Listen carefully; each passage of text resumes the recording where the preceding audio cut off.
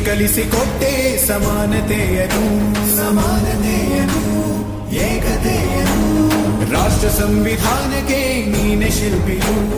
ನೀನೆ ಕಲಿಸಿಕೊಟ್ಟೆ ಸಮಾನತೆಯನು ನಿನ್ನ ಲೇಖನಿಯ ಬರಹ ದೇಶ ಕರ್ಚನೆ ಒಂದು ಮಾತು ಕೂಡ ಭೀಮ ಗರ್ಜನೆ ನಾಯಕ ನೀನು ಭೀಮರ